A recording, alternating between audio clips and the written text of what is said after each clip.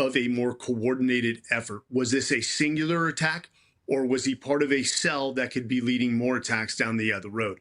So that is generally why law enforcement, the FBI, are going to move as rapidly as possible to not only define if there's potentially more attacks, but what were the motivations? Was there funding involved? Was there foreign cells involved?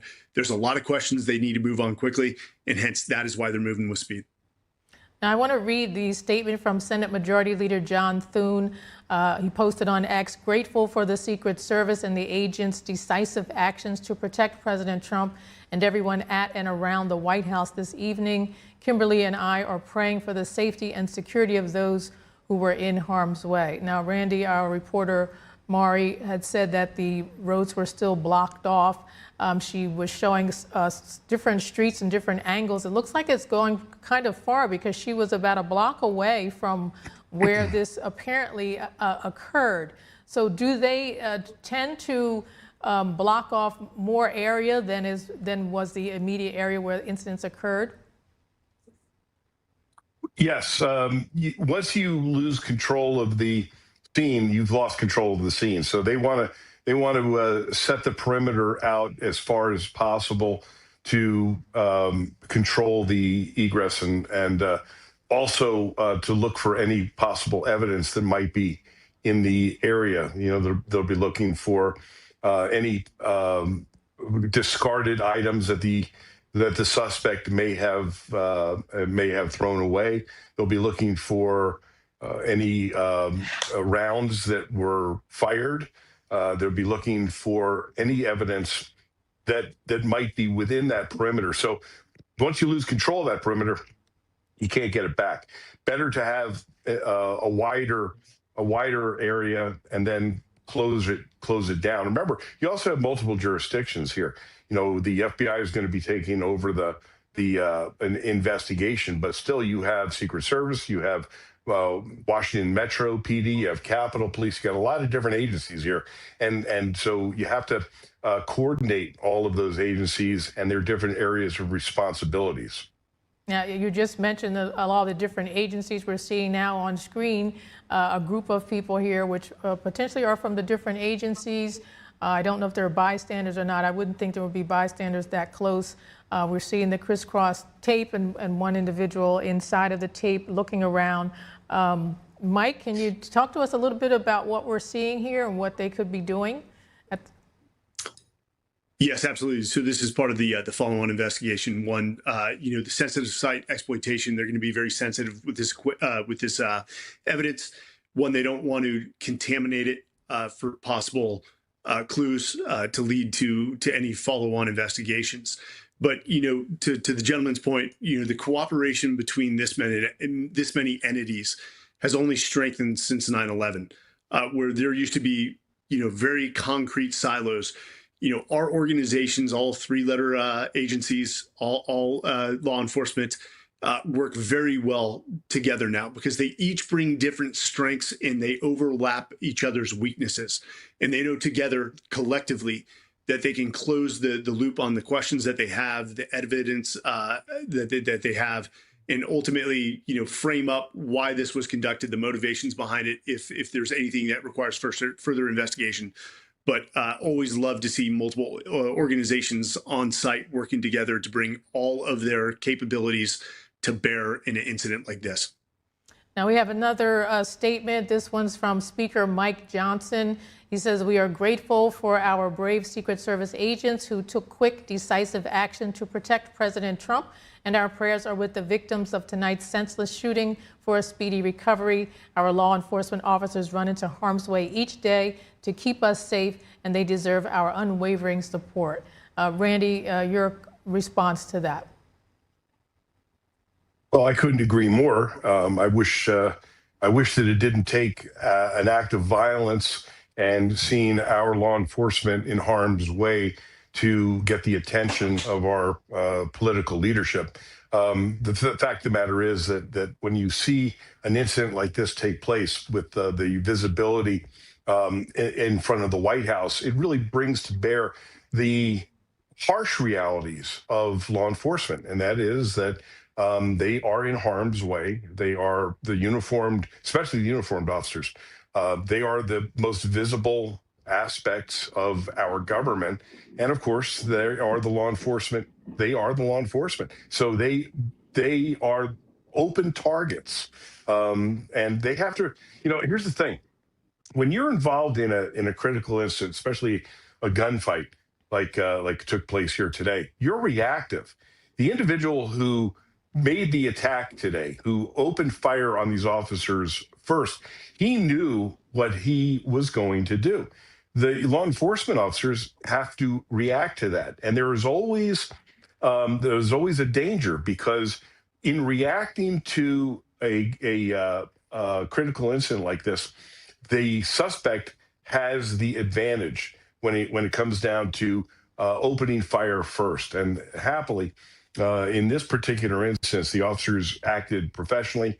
They acted with skill, and they were able to bring the suspect down without any harm to themselves. Of course, we've got to find out about the individual who was shot. Was he shot by the suspect, or was he hit by gunfire from the returning gunfire from the officers? This is always another one of the critical issues of law enforcement. You have to be very aware of your backdrop when you're opening fire, and when people are shooting at you, that is a lot easier said than done.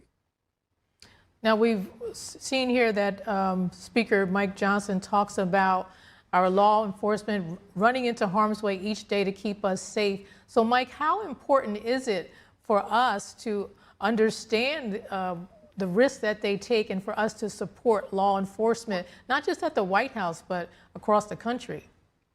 No, that's a great point. Arguably, and we all know this, law enforcement has been under attack, predominantly from the left. Beyond the defund the police, just the lack of support for these brave men and women. To Randy's point, it's one thing to be in the military, and I spent 20 years in the military, and we're usually on the offensive. He makes a great point that, even for the Secret Service, you can go months or years without being involved in an incident like this. And then all of a sudden, you find yourself in a worst case scenario. The vigilance that these men and women 24/7 have to apply every time they go into work, that brings a stress, an emotional and a spiritual toll that I don't think a majority of Americans will ever understand. But even beyond the Secret Service, like you said, the law enforcement, our men and women in blue out on the streets every day dealing with, just the worst situations you could think of. You've got to pat them on the back. As a nation, we've got to step up and we've got to support our law enforcement. And will they handle some situations badly? Absolutely. Guess what? They're human. These men and women are human. And when you're in these situations for which no book solutions exist, and you've got to make decisions like these gentlemen made today, removing a threat in near real time, mistakes happen. And again, we'll find out if it was law enforcement fire, Secret Service fire that injured this innocent bystander. That happens. There is collateral damage. But ultimately, who's to blame for this is the gentleman who attacked these officers who were defending the White House and the president. So I think, this being Memorial Day weekend, I know it's focused on our military who paid the ultimate sacrifice. The law enforcement's doing the same thing. And I would rather do another 20 years in the military than become law enforcement, given the current environment. And I think Randy on the previous segment talked about that and the low recruiting numbers. We've seen recruitment in the military rise because of the national pride. That needs to be applied to our law enforcement as well, and it needs to be applied now. Now, Randy, your organization, Wounded Blue, deals with officers who have been hurt in the line of duty. Talk to us about what they go through. Yeah, my organization is a nationwide charity that is made up of all cops who have been shot, stabbed, beaten, run over, face serious injury, either physical or emotional and psychological, and work with other officers to help them deal with their injuries. We do life-changing and life-saving stuff. When I see the true impact of the violence towards our law enforcement, I see it in up close and personal. I'm dealing with a police officer right now who was shot with a .223 round during a domestic dispute, severely injured. In fact, she will never be the same. And here's the harsh reality that this officer is facing. Because she cannot return to work within a year, they are terminating her with no benefits. So when you talk about the unjust actions of communities and law enforcement agencies and cities and political people who are in positions of leadership, it's time for them to step up. It's time for them to realize that law enforcement officers around this nation are facing serious physical and psychological injury, and they need to step up to the plate and play the role that they need to play, and that is in safeguarding these individuals who have given so much, and to give them the care, the physical, medical care, and psychological care that they so richly deserve, instead of the way some of them are being treated. All right, Randy and Mike, we're going to come back to you in just a little bit, but now we want to go back to our entity White House correspondent Mari Otsu, who is on the scene there now. Mari, what more are we learning? Hey, Arlene. Yeah, so in the time since we last spoke, more police have arrived here, a couple up the road there near I. We're on H and 17th. That's just one block up from 17th and Penn. That's where the Eisenhower building is. It's also where the press entrance that I use is to get onto the White House campus. That's where those shots were ringing out at about 6:15 p.m. today. Reporters there who were already at the White House captured some of that in their live shots, and were then ushered into the briefing room where they were held on lockdown on the White House campus for about 30 minutes. And we're now getting that President Trump has been briefed on the situation. We haven't yet heard directly from the president, but I'm standing by for Truth Social. As we know, on the night of April 25th, the White House Correspondents' Dinner shooting, when it was taking place, President Trump from the venue, still at the Washington Hilton, was saying that he wanted the night to go on. And I mean, as security-wise, that wasn't able to happen. But he was active there and immediately wanting to address the situation. And then when that wasn't possible, when it wasn't possible for the dinner to go on, he then said that he wanted it to be rescheduled, while also calling a press briefing at the James Brady briefing room within 30 minutes. So who knows? I mean, that could be a possibility tonight. I think information is still being gathered. Clearly, all of the streets around the White House here are still blocked off. There's caution tape. Secret Service, National Guardsmen, and lots of police still here, even though we know that the suspect is now dead. And we do know that this was, we don't yet know the motive exactly, but that it needs to be mentioned that it was very broadcast that President Trump would be here in the White House this Memorial Day weekend. He had, mentioned publicly on his social media website that he unfortunately couldn't make it to his son Don Jr.'s and Bettina's wedding, while congratulating them, saying that he felt it was very important for him to be at the White House during this very important point in time. And people were tracking, his cabinet members, including Vice President J.D. Vance, their location. He came back to the Situation Room for the meeting today. And so I think it must be mentioned that people knew that the president was here. And I'm still seeing around me lots of interested bystanders, interested tourists. It is Memorial Day weekend, and so lots of tourists are flocking here. And this is certainly a very iconic place, the White House and Lafayette Park, and all of the streets surrounding it. Arlene. All right, Mari, thank you so much for that update. And we're going to go back now to Mike Sorelli and Randy Sutton to get their comments on the latest. Mike, I know you have to go soon, so I want to get your comments on what we just heard from our reporter Mari Otsu about what's going on there on the ground. She mentioned that President Trump has been briefed, and they're just kind of waiting around to see if he's going to hold a press conference or not. What are your thoughts on that? My thoughts are President Trump has been briefed on these way too many times for any president. This is becoming a reoccurring incident with President Trump. Now, I think ultimately to the motivation, that's the key question. You always want to deal with what you know and what you don't know. And there's a lot we don't know in this situation because dead men don't talk. We can't interrogate this individual. And I think the two primary things we want to know in terms of motives is, was this a lone wolf, whether it be politically motivated from the left, or was this a potential act of terrorism and they had financing, support, or training from a foreign terrorist cell? And that's the two questions they're going to try to close the loop on as rapidly as possible. But back to my original point, I think we Americans are getting tired with the amount of attempts that have been taken on President Trump's life. This is becoming an epidemic. It's not a singular act here and there. This is becoming an epidemic, and if it is politically motivated, the left has a real issue with their far-leaning, fanatical, progressive left members. And the left needs to address this. The right can't solve it. Only the left can.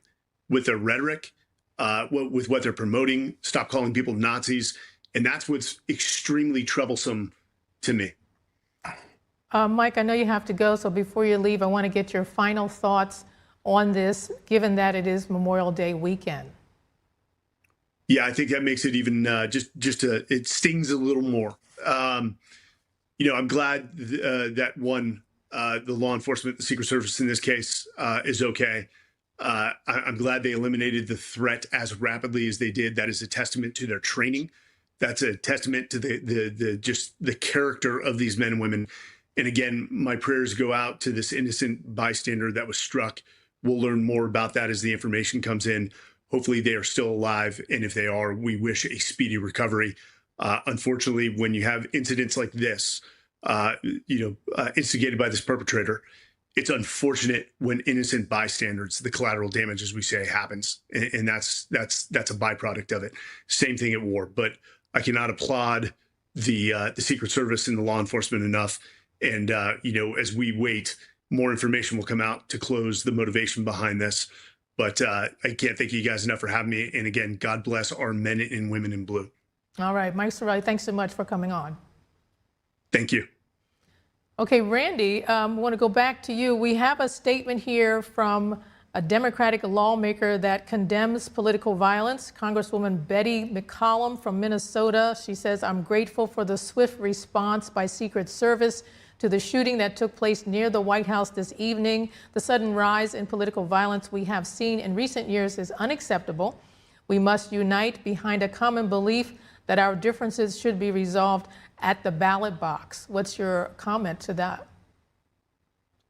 Amen. Thank you. I appreciate that comment from her. And I wish that we would hear more from the Democratic leadership and members of the Senate and the Congress, echoing those sentiments. I was just in Washington, D.C. last week for National Police Week, and that was a very spiritual time for the American law enforcement officer. Thousands of police officers descended on Washington, D.C.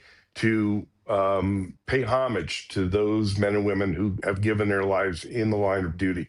And I was literally on that corner where this took place during my time in Washington, D.C.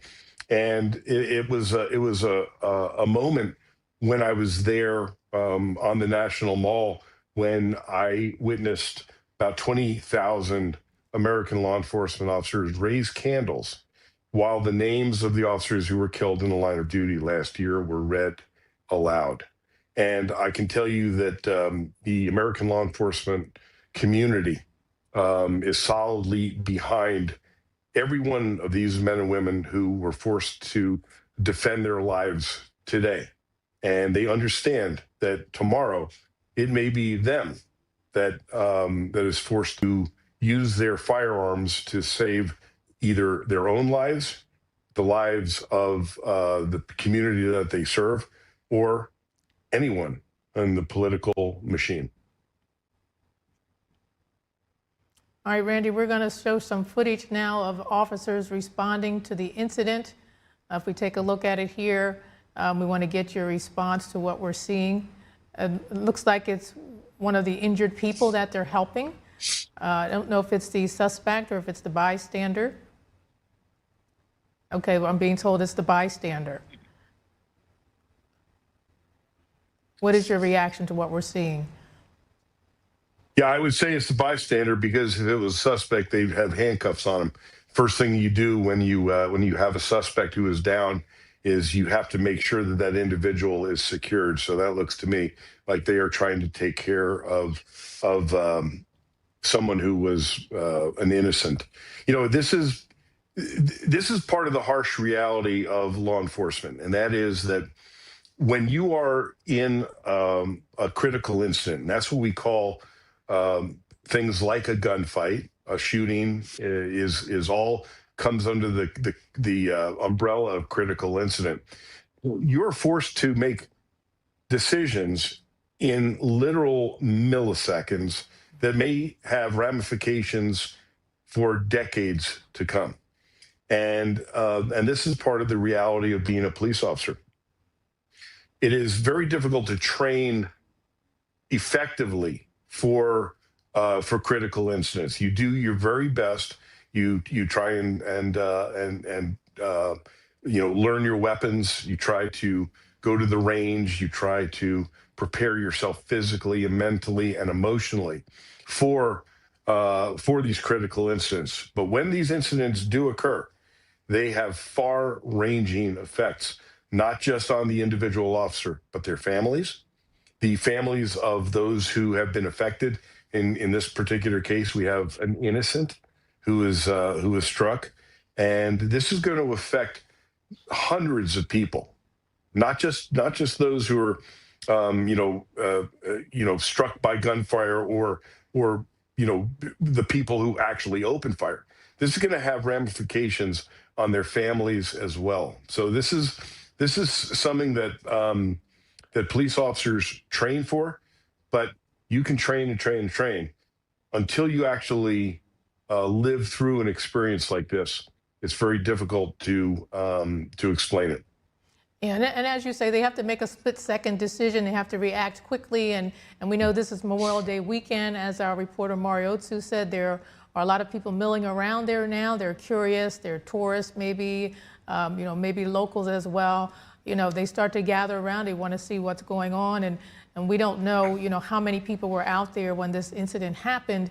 But, if people are in the way and you're trying to protect the White House and the president, unfortunately, these kinds of things can happen. Now, I want to go over another statement that we have here from New York City Mayor Zohran Mamdani.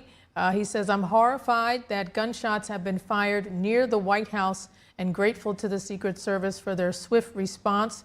There is no room for political violence in our democracy." What's your response to his reaction? Nice and appropriate words. Now, we talked earlier. That's what I'm going to say. Okay. We talked earlier about some of the comments that some of the Democrats have made, even after the White House Correspondents' Dinner. In some ways, I feel like they were blaming President Trump for these things that are happening. We've got two appropriate comments here from a Democratic lawmaker and a Democratic Socialist mayor.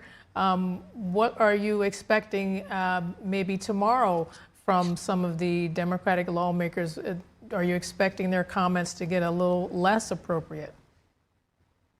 Oh, I wouldn't doubt that one tiny little bit. Listen, we heard from some Democratic leadership that they believe that the shooting at the White House Correspondents' Dinner was a setup for political purposes by the president. I mean, you can't get any crazier than emotions when it comes down to this president. I've never seen anything like it. So here's what my hope is. I hope that we actually start seeing a centering and a return to some sense of normalcy when it comes down to the compassion for crime victims. we have seen the literal abuse of crime victims over the last, I'm going to say the last decade, where it seems that those who are responsible for committing violent acts are given more and more benefits and more compassionate responses than those who have fallen victim to the criminal conduct. And we have seen in all reality, we have seen a diminishment of consequences for crime, for violence. We've seen the rewarding in many ways of people who commit acts of violence. And we've seen rhetoric from the left that seems to condemn law enforcement and their responses, and instead condemning them for taking actions against the criminal conduct that they are sworn to protect against.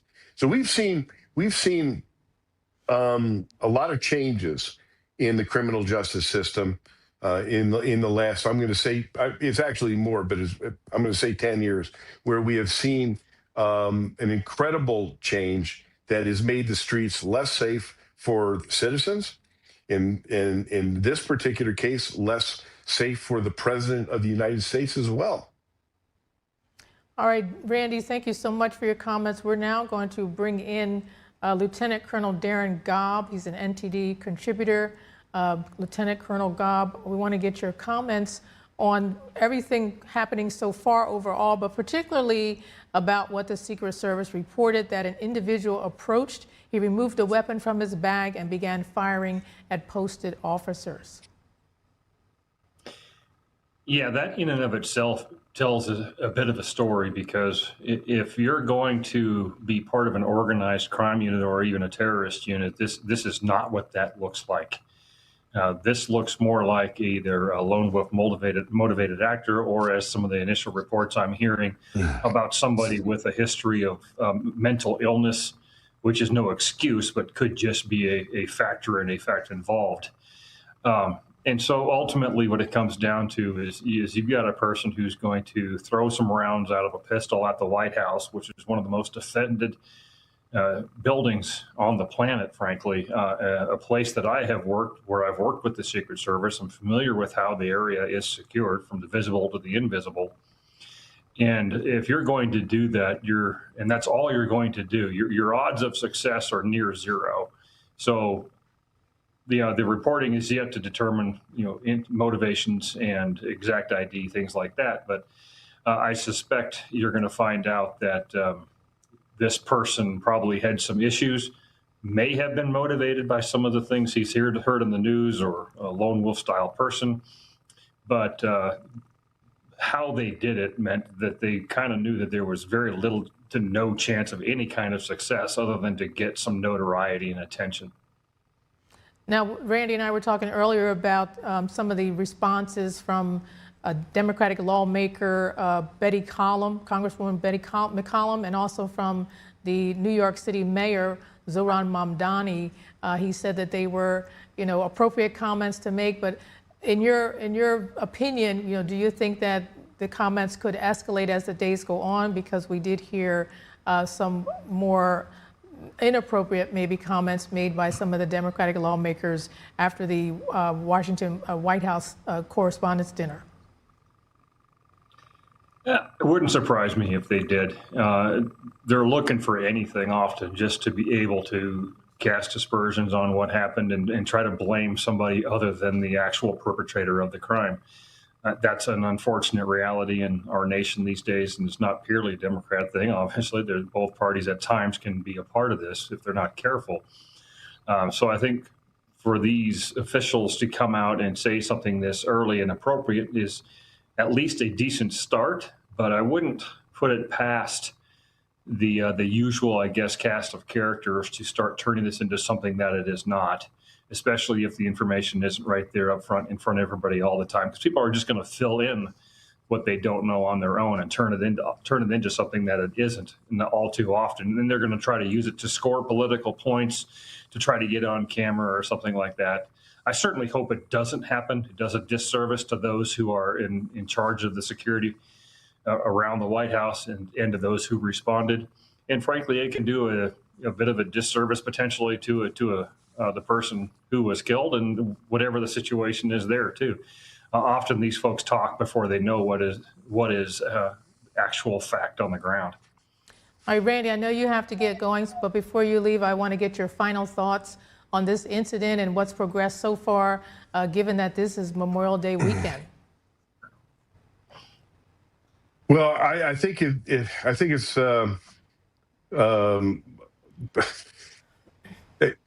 I think it's the quintessential aspect here is that Memorial Day weekend is that this is when we honor those who have served this nation.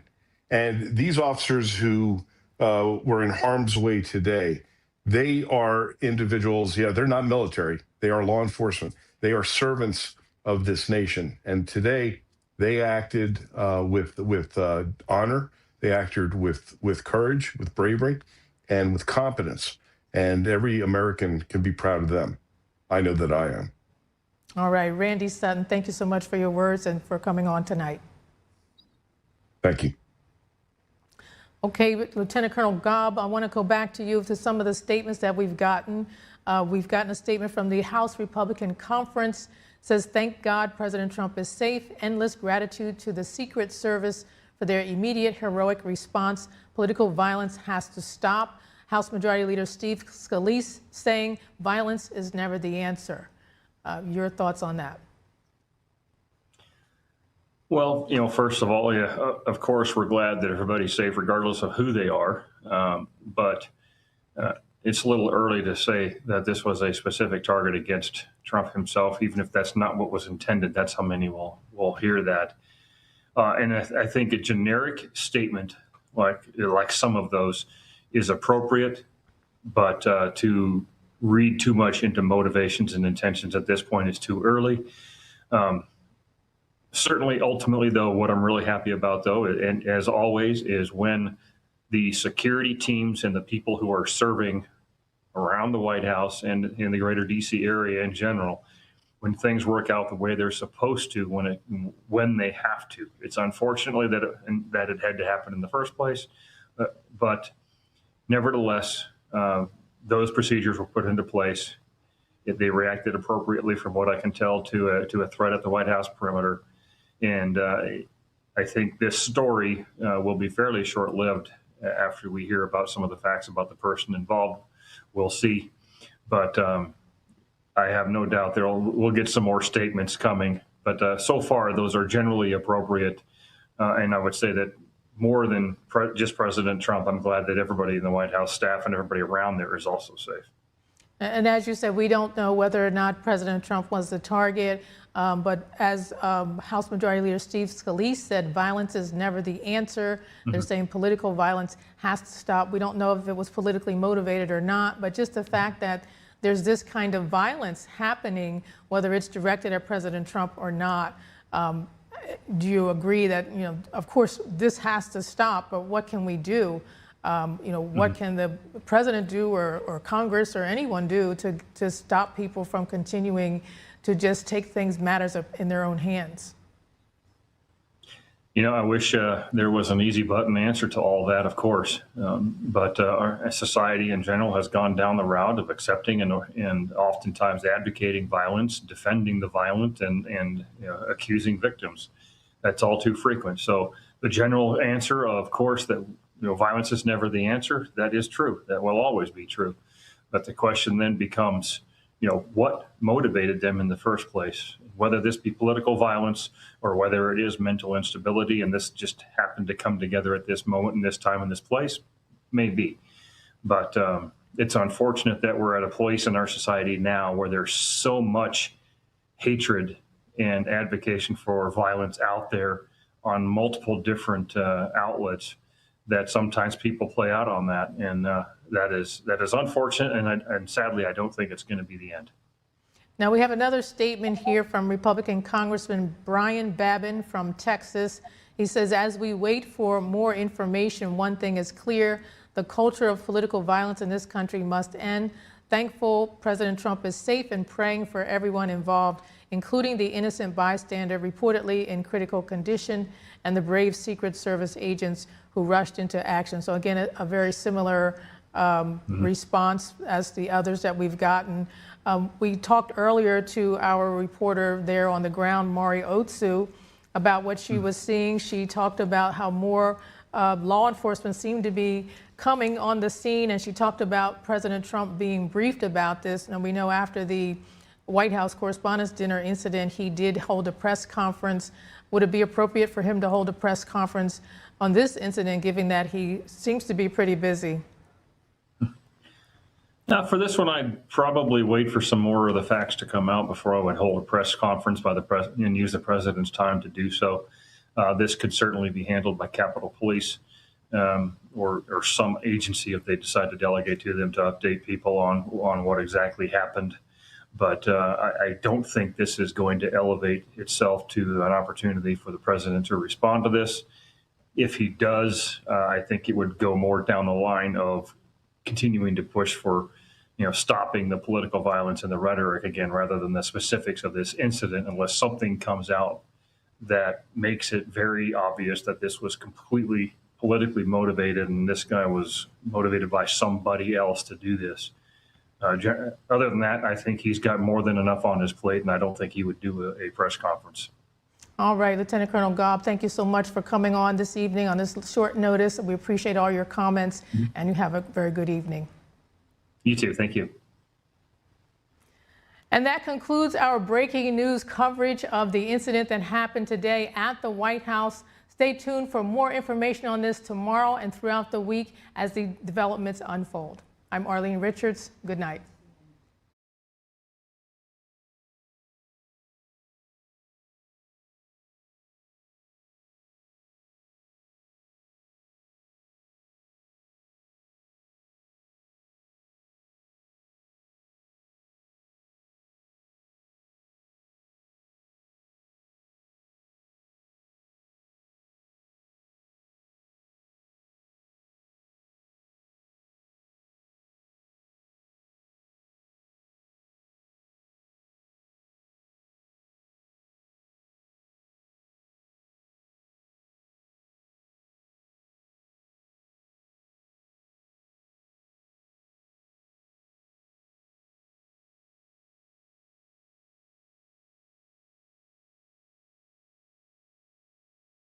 Back up the stage. Yeah, I just need to get grab the mic. A limited amount of room here. You'll be able to. So nothing's changed. You can be able to show the same stuff. Confirm. Yep. Is there enough light on it? I'll make there be enough light on it. Okay. Yes, I have you, Adrian. The anchor is Brian, correct? Brian Abel.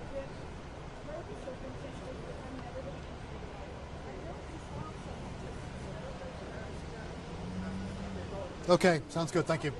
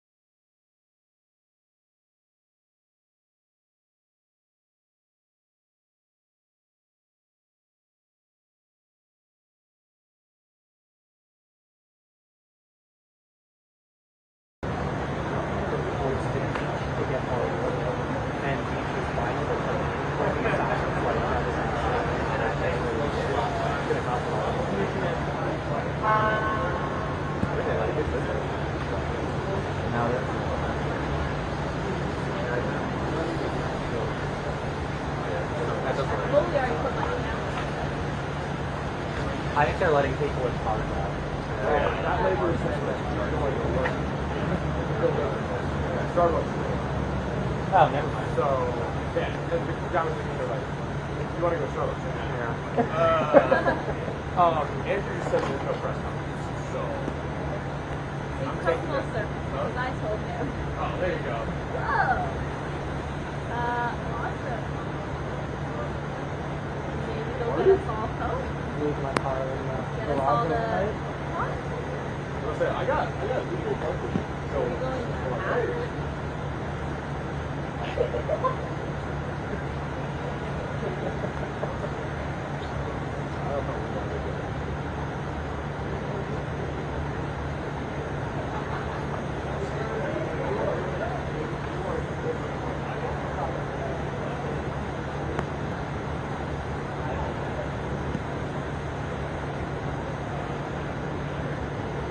good luck.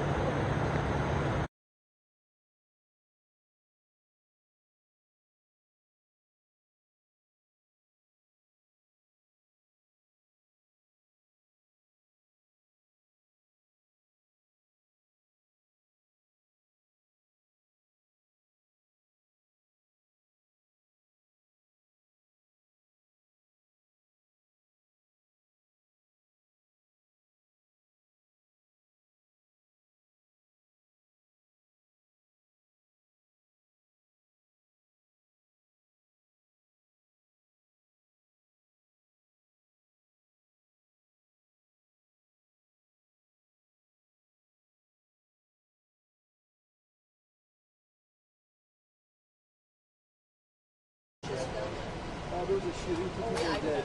Oh, okay. Right, but there's crime scene and evidence, the police are collecting evidence for the a small outfit from the Associated Press.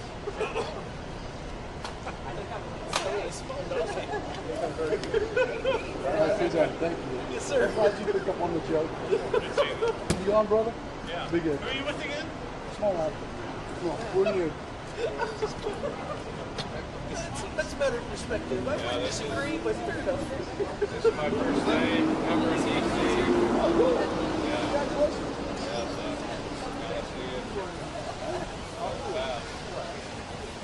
Well, there's a better view of the White House from 8th Street, looking through Lafayette Park.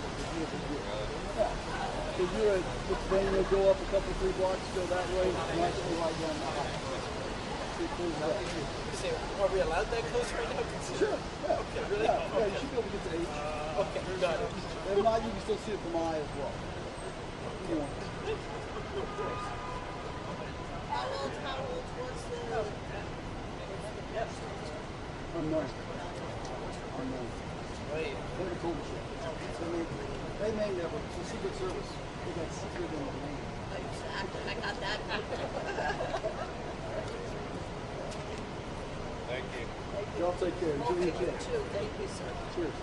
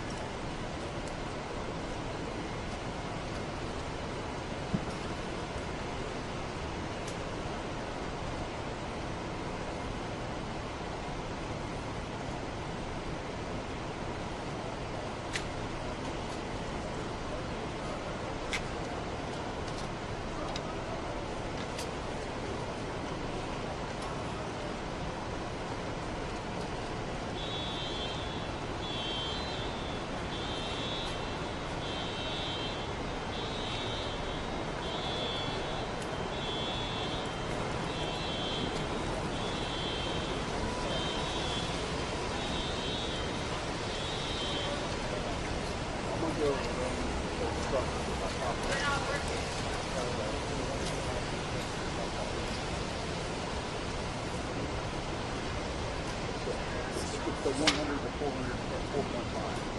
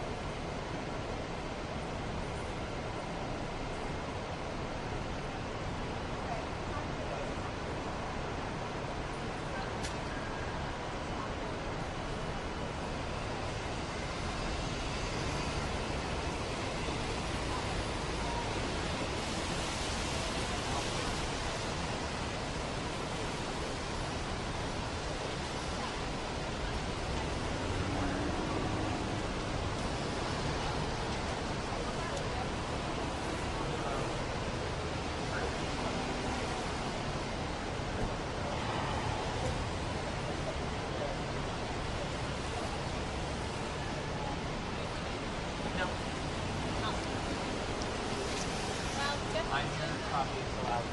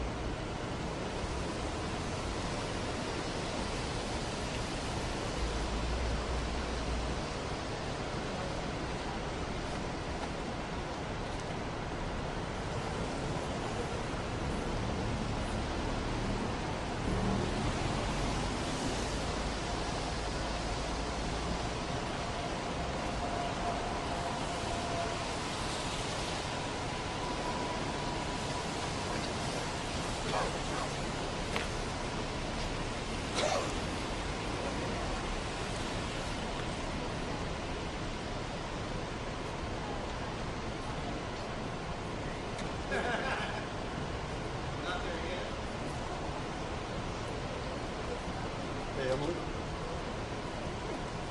So they put a cone right over there. They put an evidence cone, see it right there? It's the likely of a bullet. There.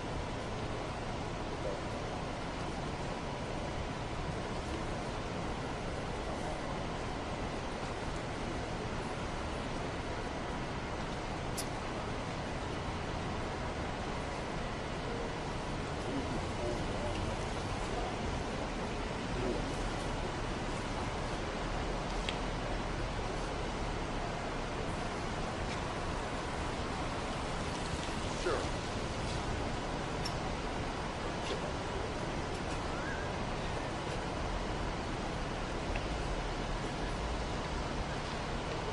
Okay, so at some point they're going to bag all this evidence up and put all this shit away. What are your plans?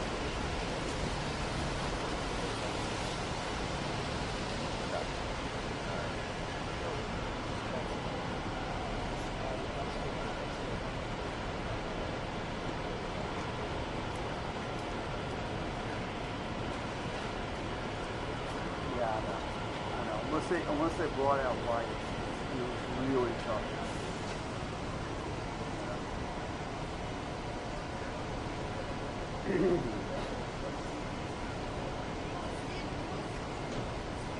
Oh, okay.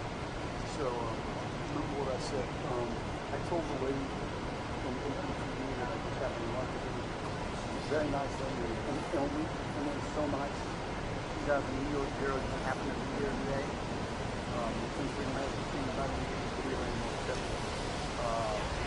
the one guy, what's his name? The Soli's left, Dan's left, Rick's left.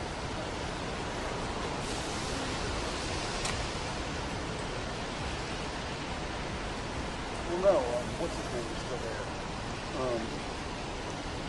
You know the guy that had the long hair and cut it?